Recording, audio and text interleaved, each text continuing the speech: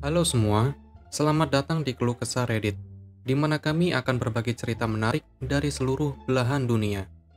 Kali ini kami akan membagikan cerita dengan tema Malicious Compliance, yaitu mengisahkan tentang sengaja mengikuti arahan orang sok tahu dengan maksud buruk. Berikut ceritanya. Cerita pertama, menyerahkan formulir aplikasi saudara supervisor untuk pekerjaan di tempat baru ke bos kami saat ini. Atasan dan aku sendiri telah bekerja sama selama beberapa tahun. Akhirnya dia naik ke posisi supervisor.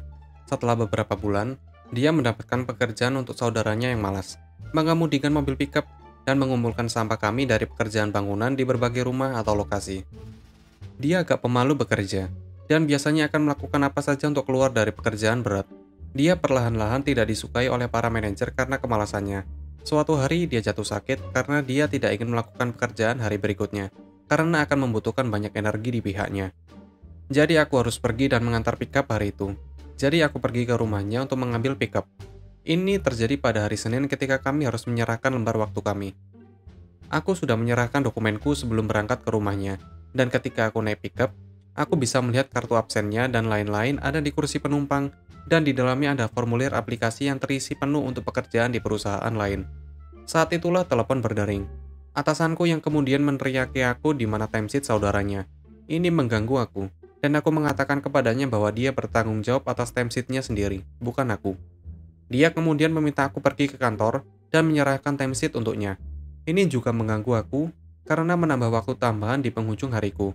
Jadi aku pikir, ya aku akan dengan senang hati menyerahkan kartu absen saudaranya beserta semua yang ada di kursi. Jadi aku pergi dan menyerahkan semuanya kepada manajer bersama dengan formulir aplikasinya untuk perusahaan lain. Aku mengetahui tentang masalah yang disebabkannya beberapa hari kemudian, dan atasanku tidak pernah mempercayai aku ketika aku mengatakan bahwa aku tidak melihat formulir aplikasi apapun. Saudaranya akhirnya dipecat beberapa bulan kemudian karena sama sekali tidak berguna. Cerita kedua, ingin menandatangani pernyataan kecelakaan, akan kuikuti. Ini terjadi beberapa bulan setelah aku mendapatkan SIM. Aku saat itu sedang mengemudi melalui bundaran 8 jalur ketika sebuah mobil menabrak aku. Ini adalah bundaran yang mengerikan dengan banyak lalu lintas, sangat cepat dan tidak ada garis di aspal untuk melihat siapa yang melintasi siapa. Pokoknya aku keluar untuk melihat kerusakan, dan orang yang mengemudikan mobil lain keluar meneriaki aku, mengutuk, dan berteriak bahwa aku adalah gadis bodoh. Ini kecelakaan pertama, aku takut dan hampir ingin menangis karena syok kecelakaan itu. Tetapi sepupu kecilku ada di dalam mobil, dan aku tidak ingin membuatnya takut. Saat aku berjalan-jalan mencoba memotret mobil, pria itu terus meneriaki aku bahwa itu salahku. Dia mengancam akan memanggil polisi dan menangkap aku karena aku adalah biang keroknya. Dia mengatakan bagaimana dia akan memberitahu polisi bahwa dia lurus dan aku berbelok. Dia terus mengulanginya sampai aku menyadari apa yang dia katakan.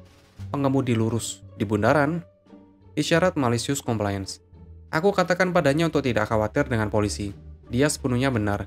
Dia hanya akan lurus dan aku yang berputar. Ayo tanda tangani pernyataan kecelakaan. Dia segera bergabung, menulis, dan menandatanganinya. Kemudian di kantor asuransi mereka memberitahu aku bahwa mereka biasanya tidak memiliki kasus yang begitu mudah. Kerusakanku dibayar lunas, dan mereka bahkan memberi aku mobil pengganti, sementara mobilku diperbaiki. Cerita ketiga, membuat stereotip gender, baik, kamu akan menyesal. Jadi musim panas lalu, aku pada saat itu menemukan diriku bekerja apa yang aku pikir akan menjadi pekerjaan yang keren di sebuah camp musim panas. Sayangnya aku ditempatkan dengan siswa kelas 1, dan itu lebih sulit daripada apapun yang harus aku tangani. Menangis dan anak-anak menjerit, mengajari mereka pelajaran, dan bagian terburuknya, membawa mereka ke kamar mandi.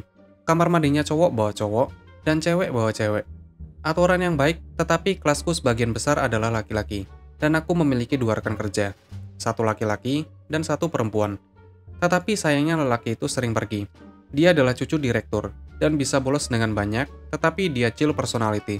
Jadi aku menyukainya. Gadis yang bekerja denganku membantu aku dengan menyerahkan anak laki-laki karena aku tidak bisa mengambil semuanya sekaligus. Karena mereka akan menimbulkan masalah dan aku harus mengawasi mereka. Kemudian segalanya berubah dan aku dimasukkan ke dalam kelas dengan lebih dari 10 anak laki-laki dan 4 perempuan. Dan 2 rekan kerjaku diganti dengan 1 perempuan yang akan kami panggil dengan Lola. Dia adalah seorang pekerja yang baik, yang membantu aku, tetapi akan menolak untuk membantu aku dengan anak laki-laki. Dan beberapa hari itu unbearable, dengan begitu banyak perjalanan dalam sehari. Dan kalian harus tahu, aku bahkan tidak mendapatkan istirahat. Aku melakukannya, tetapi tidak disukai untuk mengambil istirahat penuh karena beberapa undang-undang tentang rasio siswa dan guru. Setiap kali aku meminta bantuan, dia akan mengatakan, "Berhentilah malas, kamu kan sedang bekerja." Aku bukanlah orang yang konfrontatif, dan aku sangat picik. Program ini suka menugaskan semua anak laki-laki untuk mengangkat beban secara manual, dan kami melakukannya untuk program tersebut. Pada minggu terakhir, kami menggabungkan kelas yang memberi aku seseorang untuk membantu, tetapi lebih banyak siswa untuk diambil. Dan supervisor baruku memanggil kami malas, sementara Lola hanya bermain HP-nya. Dan dia hampir tidak bergerak dan ditekan untuk pekerjaannya. Pada minggu terakhir adalah saat beberapa malicious compliance muncul. Mereka memberitahu kami, kamu akan bekerja di kebun dan membantu Delilah, wanita tua yang sangat manis. Setelah semua anak laki-laki harus pandai mengangkat kan? Aku kesal karena pekerjaan manual yang berat dalam panas akan melelahkan. Tetapi itu lebih baik daripada mengantar ke kamar mandi. Kami tiba di taman, dan kami diperlakukan dengan sangat baik, dan yang kami lakukan hanyalah mengawasi dan memastikan Delilah baik-baik saja. Delilah bahkan membiarkan kami bermain-main dengan selangnya. Itu adalah surprise. Kami harus duduk-duduk dan menikmati istirahat yang dibutuhkan. Kemudian pada hari itu ketika aku sedang bersantai di kafeteria menunggu lebih banyak tugas dari Delilah, aku mendapatkan telepon dari Lola. "Kamu ada di mana?" Dia berseru, dan aku menjawab, "Oh, hanya minum-minum di kafeteria. Menunggu Delilah memberi kami lebih banyak tugas." Dan Lola mengeluh tentang bagaimana aku meninggalkannya dengan semua anak-anak ini dan menutup telepon.